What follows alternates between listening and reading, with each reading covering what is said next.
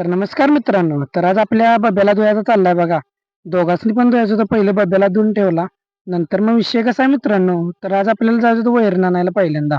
कारण काल वैरण आणलेली ते आता बाबांनी कुट्टा मारून टाकला बघा सगळा. आणि तर इकडे बघताय तर काय आपला बब्याला आणि वाघ्याला उन्हाला बांधला. सकाळ सकाळचं ऊन कवळं असते त्यामुळे दोघांसनी पण बाहेर बांधतो बघा रोज. आणि इकडे जरासा काल भुईमुग आणलेला थोडासा होता.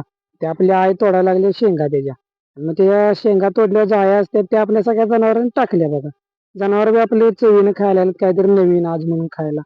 मग ते झालं मग आता आली बघा डायरेक्ट आपल्या हत्ती गवताच्या रानात. काल आणलेलं ते ट्रॅक्टरनं आणलेलं आता हे जवळच्या जवळ थोडंसं आणायचं तर मग इथलं इथं आलो बघा. बाबाने तोडलेलं मध्ये असा कोवळा उचलला आणि डायरेक्ट आणून टाकला आपल्या शेडेत. शेडेत टाकले आपल्या बब्याला पण पाणी दाखवायचं होतं कारण ऊन पडलेलं उन्हातच होती तर. आपल्या बब्याला गार पाणी दिलं बब्या पाणीच पिना कारण त्याला रोज सवय झाली तर चुली बशीच बांधायला असतो या. चुलीवर गरम पाणी असं त्यातच तोंड घालून पितो. मम्मीनं गरम पाणी ओतून दिलं, कोमट केलं जरा आणि मग ह्यो पाणी प्यायला लागला. त्याला सवय झाल्या रोज सकाळी गरम पाणी प्यायची. त्याला पाणी पाजलं डायरेक्ट मग धुवायला घेतला, त्याला धुतला. मग डायरेक्ट आपल्या मोठ्या वाघ्याला धुवायला घेतला बघा. वाघ्या पण दमीत होता तरी पण त्याला धुतला बघा चकचकीत. दोघांनी चकचकीत धुतलीत आणि मग दोघांनी बाहेर उन्हाला आणि परत बांधलीत. पुन्हा वाळल्या मग नंतर म्हणलं आत बांधायची. वाघ्या